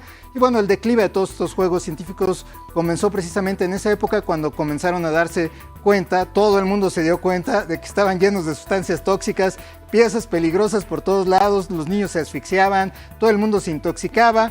Y bueno, finalmente pues vino el internet y vino la debacle completamente. Hay un resurgimiento de muchos de estos juegos, es importante, ahora son mucho más cuidadosos, pero usted puede otorgárselo a alguien, a un niño, para estimular esa curiosidad por el mundo natural, ese creer que uno puede descubrir el mundo cada vez que juega. Y bueno, no sabemos, pero quizá ahí hay un científico en el futuro o un periodista de ciencia, quizá. Y bueno, vamos a otras cosas. Si usted ve una hoja enroscada en la siguiente imagen, es que ha caído en el intrincado camuflaje de una polilla, que es la polilla verde perforada. Hemos hablado de polillas estos 2 días, perforadora de frutos, y cuyo nombre científico, Eudocima salaminia, es un insecto amante de los cítricos. A veces es un poco complicado para los que cultivan este tipo de frutas, pero utiliza este camuflaje para esconderse de los depredadores. Pero bueno, no se sienta mal si usted no la ve, pues incluso esto se puso a prueba con una inteligencia artificial de estas que procesan imágenes y fue engañada fácilmente. Un estudio publicado hace unas horas en la revista Journal of the Royal Society Interface, los investigadores lo que hicieron fue que le pidieron a varias inteligencias artificiales que reconocieran patrones de 6 especies de polillas que se camuflajean a partir de fotos de sus camuflajes, y todas arrojaron imágenes de hojarasca, es decir, no las encontraron, no las vieron, así que es probable que los depredadores tampoco las vean y sean tan fáciles de engañar como una computadora. Y bueno, pues esta fue toda la información de 11 Lab, Ciencia y Tecnología para hoy, pues ustedes una buena tarde. No, buen día todavía. Buen día del niño. Pero buen hablemos día de los niño. juguetes, Carlos. Qué bueno que sacas esto de lo que te acerca a la ciencia. ¿Tú tuviste de pequeño uno de estos juguetes? No del que le rompiste a tu hermano, sino uno de estos juguetes que te acercaban, por ejemplo, a la química. Sí, la verdad es que de estos, de los sets de química, lo pedí, nunca me lo trajeron. Los Reyes. Y pero el de mi hermano sí se lo destruí, ahorita sería rico si son bastante cotizados hoy en día, ¿no? Y finalmente sí tuve algunos que también eran de mi hermano, que era un hermano mayor. Tuve algunos y también los destruí. Hice experimentos ahí también. Yo salía a colectar, también yo crecí en una unidad habitacional donde había muchos jardines. Y salía a colectar en época de lluvias insectos y los acomodaba. De hecho, hice una colección de mariposas y de escarabajos que ahora paso por ahí, pues ya no existen. Exactamente. ¿Y te divertías? Me divertía muchísimo, pero además era muy interesante y creo que eso es algo que mantienen los científicos, los niños, y conservan muchos científicos y también artistas, que es la sorpresa. O sea, cuando uno tiene ese fenómeno de eureka, no importa que sea algo nuevo o que sea algo que se descubrió hace 2000 años, uno tiene esa sensación de descubrir algo y es algo muy motivante y muy importante en la vida del mundo académico, pero también yo creo que todos podemos disfrutar de eso cuando nos enfrentamos a algo que entendemos por primera vez, ¿no? Claro, ¿y esos juguetes todavía se venden los Mi Alegría o ya no? Sí, sí se venden todavía. Algunos sí tienen el formato. Pero ya no son tóxicos ni nada de eso. Ya no son tóxicos, okay. Sí hay que decir, no. Sobreviviste tú en ese momento. Bueno, fuimos la generación que jugábamos con Mercurio, tampoco es. Sí, exacto. Nos aventamos una avalancha en medio de las pipas, tampoco era. Sobrevivimos de milagro, la verdad. Pero sí se siguen fabricando y con todos los cuidados, sí hay que decirlo. Hay marcas nuevas, ¿no? Hay empresas nuevas que se dedican en muchos países, no solamente esta marca mexicana, y sí se pueden encontrar, y creo que son un excelente regalo, sobre todo para alejar un poco de las pantallas, que hemos visto que también cuando se es muy pequeño pueden quizá no ser tan buenas, ¿no? Muy bien, Carlos. Pues te habla tu hermano que dice que... Sí, no, voy a sacar la ouija, porque... ¿Qué pasó con ese juguete? Porque ahora ya nos enteramos a nivel nacional e internacional que tú fuiste el que le destruiste lo siento su juguete. mucho, pero bueno. Gracias, Había Carlos. que probar. Gracias. Te vemos mañana. Feliz Día del Niño. Feliz Día del Carlos. Niño para todos. Sí, gracias, igual para ti. Vámonos con otros asuntos. Europa también está pendiente de lo que ocurre de este lado del continente. Ezequiel Daray, periodista de la Deutsche Welle, nos habla esta mañana de las elecciones en Canadá, pero también de cómo se está formando el gobierno alemán, Estados Unidos, frente a la recesión, temas que interesan a los mercados y, por supuesto, a Europa. ¿Cómo estás, Ezequiel? Buenas tardes para ti. Una semana con muchas novedades económicas en todo el mundo y vamos a ir geográficamente de oeste a este, empezando por Canadá, en donde ayer se celebraron elecciones legislativas muy importantes para el nuevo gobierno, con un triunfo apretado, pero un triunfo al fin de los liberales de Carney y con mucho de la pelea contra o la guerra arancelaria con los Estados Unidos metido y que ha influido seguramente en el resultado. Una de las cosas que se está hablando a partir de este nuevo gobierno es la de reducir los aranceles entre provincias, en el comercio entre las 10 provincias que componen Canadá, para mitigar el impacto que representan los aranceles impuestos por los Estados Unidos. Estados Unidos justamente que hoy conmemora los primeros 100 días de gobierno de Donald Trump. Un gobierno realmente influenciado por toda esta guerra arancelaria que ha desatado desde aquel famoso 2 de abril mencionado como el Día de la Liberación. Y mañana, en el último día del mes, vamos a conocer un dato clave que es el Producto Bruto Interno de los Estados Unidos. Hay estimaciones, desde que va a dar bastante negativo, hablan de 1,5% negativo, hasta 1 o 1,5% positivo. El consenso es que está muy cerquita de entrar en una recesión en el medio de esta turbulencia arancelaria. Pasamos a Europa, en donde Alemania empieza a delinear también su nuevo gobierno. Ayer se anunciaron los ministros que estarán a cargo de los que corresponden al Partido Conservador, a la Alianza Conservadora CDU-CSU. Y muy importante, el ministro de Economía, que es más bien la ministra de Economía, Reiche, que va a estar encargada más que de la economía, de la energía y del comercio exterior, con una agenda muy importante por toda esta guerra arancelaria, pero también por toda la transformación energética que quiere encarar Alemania, y un nuevo ministerio que han creado aquí en Alemania, que es el Ministerio de Digitalización, para impulsar cosas con las que, por ejemplo, Europa está muy atrasada, como la inteligencia artificial o el desarrollo de la Internet satelital. Pero también aquí en Europa todavía están los coletazos del apagón energético, que tuvo epicentro en España, pero que también afectó a Portugal y algunos lugares de Francia. Un apagón energético del cual todavía se investigan las causas, pero se estima que se perdieron unos 15 gigavatios de energía por problemas con la energía solar. Y aquí va a comenzar toda una investigación, un debate, porque España es un país muy dependiente de las energías renovables y empezará, decíamos, un debate sobre si las energías renovables son seguras por sí mismos ante eventos como el de ayer, para responder a lo que fue un apagón masivo que impidió absolutamente todo, inclusive las propias comunicaciones.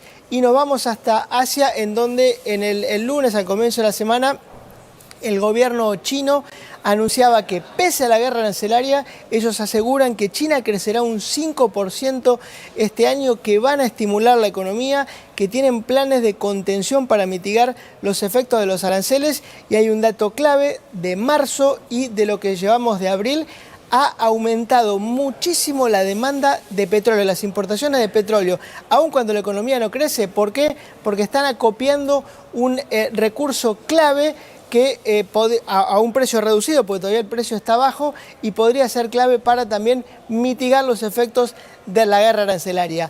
De oeste a este, una semana con muchísimas novedades económicas. Pues estaremos pendientes de lo que ocurre en Europa. Gracias, Ezequiel. Gracias. Gracias a ti. Tenemos más del mundo.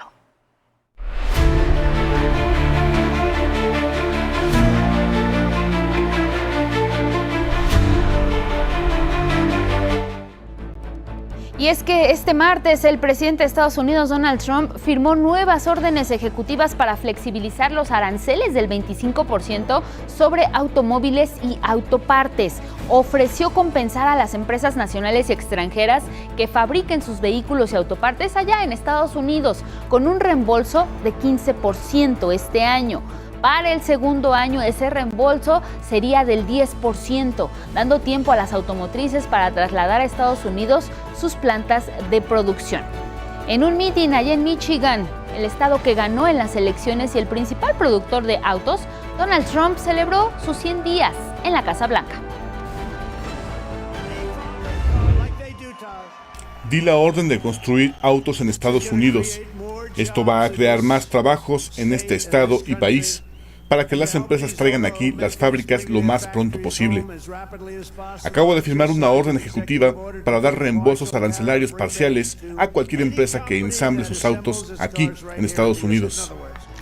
El secretario de Comercio, Howard Lutnick, dijo que por el momento las piezas procedentes de México y de Canadá quedan fuera de los aranceles y están dentro de este Tratado de Libre Comercio de América del Norte, que nosotros conocemos como TEMEC. Pero fiel a su política proteccionista, Donald Trump refirió que no aceptará autos procedentes de México y de Canadá porque afirma, sin dar ninguna prueba, que estos países se han llevado la producción automotriz que debería realizarse en Estados Unidos. En otros asuntos, Donald Trump destacó también el freno al ingreso de migrantes desde la frontera con México. Desplegué al ejército para defendernos de la invasión a nuestro país contra los migrantes. El número de ingresos irregulares por la frontera ha bajado hasta un 99.99%. El presidente de Estados Unidos no desaprovechó este evento para criticar las distintas resoluciones que han emitido los tribunales contra las políticas de su gobierno, como los recortes de personal y la detención de personas migrantes sin documentación. Pero sabemos que los estadounidenses ya han comenzado a expresar su inconformidad frente a las decisiones del gobierno más reciente, su segundo mandato del presidente Donald Trump, con números rojos. Vamos a ver. Las acciones de Donald Trump empiezan a generar inconformidad entre las y los estadounidenses. El propio magnate ya dio marcha atrás a varias de sus acciones que impactan no solo a otras naciones, sino a su propia población. Por ello, ante las políticas del mandatario estadounidense, el próximo 1 de mayo se tienen previstas movilizaciones en Estados Unidos y otras ciudades del mundo, incluida la Ciudad de México. Nosotros somos un pueblo binacional con raíces en ambos países y Trump está amenazando nuestros intereses en ambos países. Nosotros estamos organizando una resistencia. De hecho, este 1 de mayo lanzamos nuestra primera protesta frente a la Embajada de Estados Unidos para decirle a Trump que deje de atacar a México y que deje de atacar a nuestra gente en Estados Unidos también, ¿no? La reciente encuesta de NBC News muestra que a 100 días de su segundo mandato, el 55% de la población desaprueba la forma de gobernar del magnate. Pues es una demagogia barata que yo creo que poco a poco va a irse eliminando. Vemos que ya las estadísticas nos indican que el presidente Trump ha bajado en su aceptación. La red de organizaciones migrantes Alianza Américas considera que se debe hacer frente a los discursos de Trump por los efectos que podría generar. El riesgo que presenta el discurso anti-extranjeros y muy particularmente anti-mexicano en Estados Unidos es que esto conlleve a darle aliento a fuerzas políticas extremistas que buscarán tomar las cosas en sus propias manos y lanzar ataques de odio en contra de personas extranjeras. Ante esto, organizaciones como Fuerza Migrante asegura que se debe mantener la movilización y la coordinación. El respaldo que ha hecho la presidenta Sheinbaum creo que es fundamental para que nuestra comunidad se siente respaldada por nuestro país. Y es importante, pues, el que también se cuente con un trabajo de vinculación y de desarrollo con el sector social organizado. El representante de los demócratas estadounidenses en México detalló que a 100 días de iniciado el segundo periodo presidencial de Trump, sus promesas de campaña se quedarán en el aire. Trump está arruinando la economía, los mercados de valores, los índices de consumo, las encuestas de producción. Y esto quiere decir que el discurso y la promesa de Trump, que es les vamos a arreglar la economía para que puedan seguir comprando los huevos o lo que necesitan, ni fue cierto ni lo pueden entregar. 11 Noticias, Luis A. Méndez. Vámonos hasta Roma, allá al Vaticano, y es que se informó que 2 cardenales de los 135 con edad para votar no van a participar en el cónclave que va a comenzar el próximo 7 de mayo. El vocero del Vaticano, Matteo Bruni, no dio nombres, solo reveló que fue por motivos de salud y que estas personas son de nacionalidad bosnia y española. Previa a la votación secreta con la que los 133 cardenales van a elegir al nuevo pontífice, han comenzado las reuniones generales. Algunos consideran que el cónclave durará pocos días. Hay un ambiente fraterno y sincero, por lo que es un espíritu de responsabilidad elegir a alguien que continúe la obra del Papa Francisco. Hay una impresión de que será corto el cónclave, 2-3 días. Esa es la sensación que tenemos en el aula. En tanto, el polémico cardenal italiano Angelo Becciu, quien insistió varios días en participar en el cónclave, confirmó que no va a asistir. Este cardenal es el funcionario de más alto rango de la Iglesia Católica en ser juzgado y condenado por un tribunal penal del Vaticano por corrupción en 2023. También fue inhabilitado para ejercer cargos públicos y el Papa Francisco le retiró los privilegios cardenalicios. Seguimos en Europa. España y Portugal recuperaron el 99% del servicio de energía eléctrica y con ello sí su vida habitual colapsada cuando ocurrió esto. Las autoridades centran ahora sus esfuerzos en esclarecer ¿Qué pasó? ¿Por qué las causas de este apagón del pasado lunes? Y esto luego de que la empresa Red Eléctrica descartara un ciberataque, que era una primera versión. También está fuera el error humano o algún fenómeno, dicen, meteorológico. Lo que sí es que se atribuyó el percance a una caída en la generación de energía solar. El presidente del gobierno español, Pedro Sánchez, indicó que ya iniciaron las investigaciones, dijo que se dará con los responsables. Se están examinando ya los registros informáticos de Red Eléctrica y también de los operadores privados para no descartar ninguna hipótesis. Mientras tanto, medios locales informaron que 5 personas perdieron la vida por causas precisamente relacionadas con este apagón masivo. 3 miembros de una familia fallecieron por inhalar gases de un generador eléctrico. Una mujer falleció al fallar la máquina de oxígeno por la falta de luz y otra persona más en un incendio, al parecer a causa de una vela que cayó. Mientras, el gobierno de Portugal anunció ya la creación de una comisión técnica independiente que dé respuestas a todas las dudas que hay sobre el origen de este apagón en Europa. Nos vamos ahora a Argentina con el caso de la estafa de la criptomoneda Libra. Y es que dio un giro luego de que un tribunal penal federal frenara el intento del gobierno de que los inversionistas afectados ejerzan su derecho a demandar a las autoridades encabezadas por el presidente Javier Milei. Es decir, habilitó a las víctimas a actuar en el expediente que tiene al presidente Milei en el ojo del huracán por haber promocionado este token. Además, rechazó la solicitud de Mauricio Novelli y Manuel Terrones Godoy, 2 operadores cercanos al mandatario, que sirvieron como nexo con Hayden Davis, el empresario estadounidense que creó esta criptomoneda. En tanto, el jefe de gabinete de Javier Milei, Guillermo Francos, reconoció ante el Parlamento las reuniones que el presidente mantuvo entre septiembre y enero con Mauricio Novelli y Hayden Davis. Confirmó también que en esos encuentros se conversó sobre el proyecto de la criptomoneda que culminó en una mega estafa de alcance internacional. En tanto, en su informe sobre Argentina, Amnistía Internacional reportó un grave retroceso en materia de derechos humanos durante el primer año de Javier Milei, principalmente por las medidas tomadas contra la libertad de expresión, de manifestación y de huelga.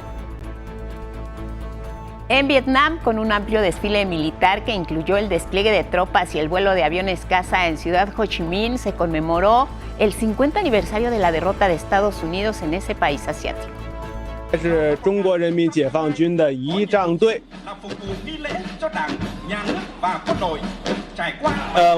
Invitadas al evento acudieron las delegaciones de Cuba, de China, de Rusia, India, Corea del Norte, Laos y Tailandia, entre otras. Estados Unidos, recordemos, invadió el sur vietnamita en 1964 y se retiró estrepitosamente el 30 de abril de 1975, cuando el ejército del norte ingresó a Saigón, renombrada Ciudad Ho Chi Minh. Se reunificó Vietnam, entonces separada el norte y el sur, y Estados Unidos utilizó el agente naranja fabricado por las empresas Monsanto y Dow Chemical para bombardear a zonas pobladas. Esto provocó cáncer entre los habitantes. Los químicos dañaron irreversiblemente cientos de hectáreas de cultivo. Tenemos más información en 11 Noticias desde Palacio Nacional. Bueno, regresamos al estudio de 11 Noticias. Ahí está el festejo del Día de las Infancias, ahí en Palacio Nacional. Y les recordamos, mañana es 1 de mayo y la mayoría de las sucursales bancarias van a estar cerradas. Esto pues por la conmemoración del Día del Trabajo, esta fecha que está considerada de asueto oficial. Quienes necesiten realizar alguna operación bancaria lo pueden hacer en las sucursales que se encuentran en los centros comerciales y también en los supermercados, también a través de los cajeros automáticos, la banca digital, electrónica o bien telefónica. Hay que tomar en cuenta que habrá cambios también en el horario del servicio del metro, del transporte público en general. El del metro será de 7 de la mañana a 12 de la noche y se aplicará el programa Tu Bici Viaja en Metro. El horario del Metrobús será de 5 de la mañana a la medianoche, por lo cual le invitamos a tomar sus previsiones para mañana, 1 de mayo.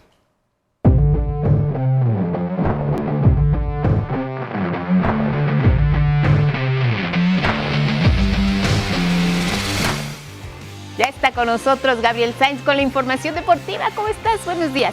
Buenos días, Lupita. Buenos días, Angie. Vamos con la información deportiva. En la pista de la Fórmula 1, la velocidad es un factor importante que ha inspirado a jóvenes. Y una de ellas es Emma García, quien ya compite por ser una de las mejores y subir al podio.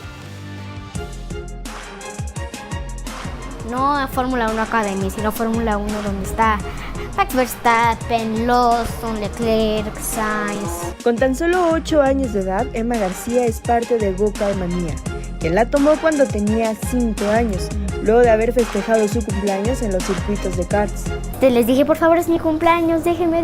Me dejaron correr y al final me invitaron al curso de verano del Pro Kart School con el campeón que ahora es mi coach, Emiliano Richards.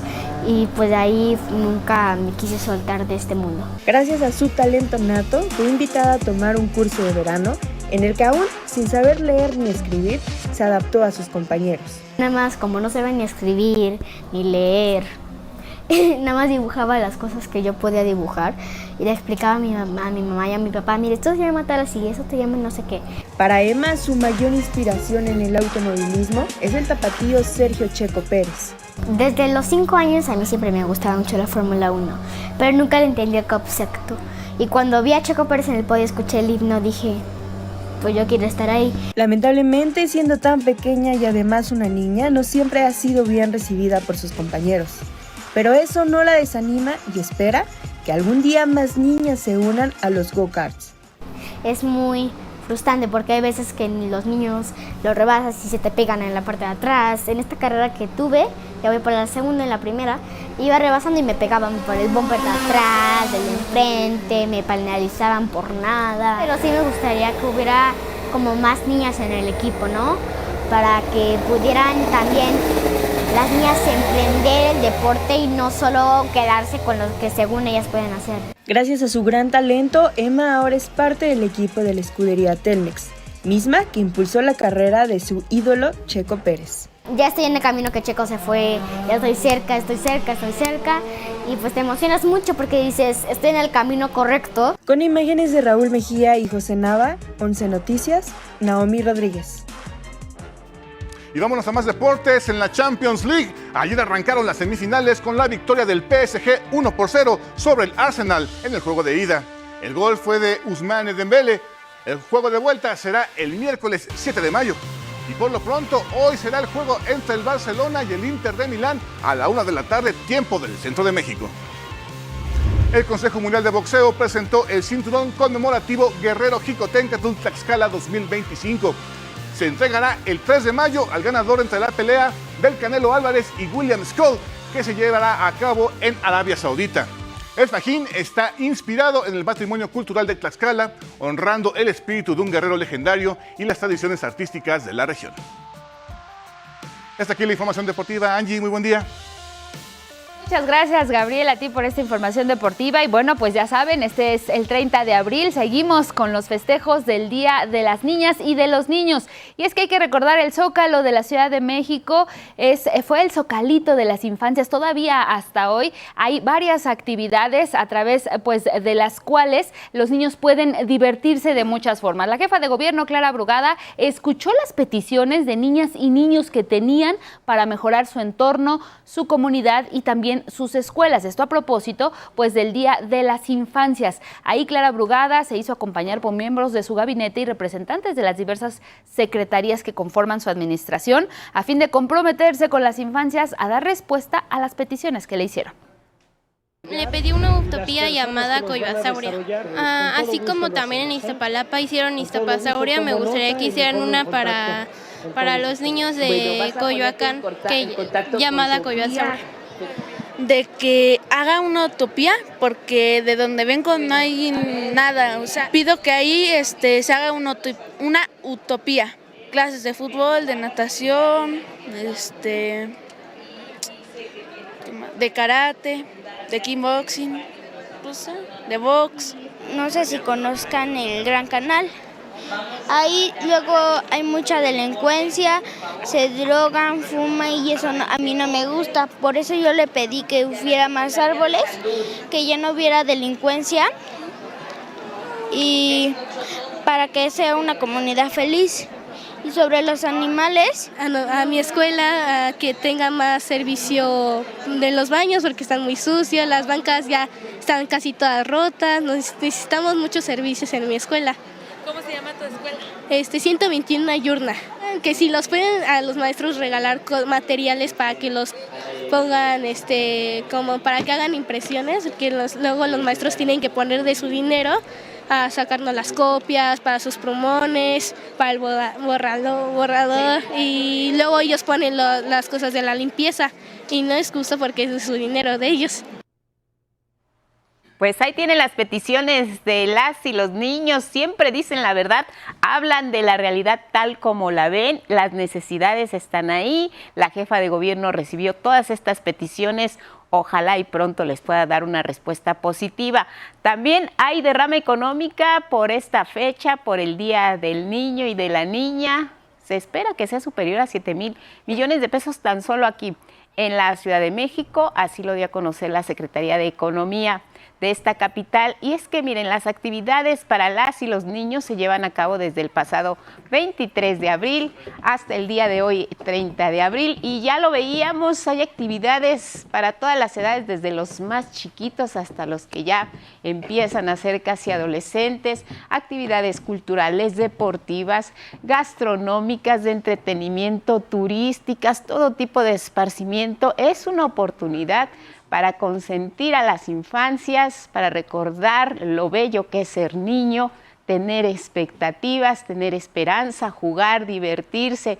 Hay que apapacharlos, como dicen, lo importante es el juego y no el juguete. Así que la ocasión está ahí para festejarlas, para festejarlos, y no hay que dejar pasar esta oportunidad. Jugar siempre, como bien lo decías, Guadalupe, jugar, no es necesario grandes juguetes o grandes cosas para poder hacerlo. El juego siempre está dentro de nosotros, porque además, lo explicaba incluso Carlos, es algo natural que traemos como seres humanos. Entonces, aprovechar este día, que sea siempre, pero particularmente este día, jugar con las pequeñas y los pequeños de casa, y también recordar que nosotros fuimos pequeños y pequeñas y nos gustaba eso, jugar. Claro, y también todos tenemos alma de niña, alma de niño. Recordemos nuestra infancia también, qué hacíamos, a qué jugábamos en nuestras épocas. Así que bueno, la ocasión, y desde aquí les mandamos un abrazo, una felicitación con mucho cariño a todas las niñas y niños que han hecho del 11 su canal favorito a través de los grandes personajes que los acompañan a diario. Hasta mañana, Angie. Así es, Guadalupe, nos vamos. Que tenga un excelente miércoles.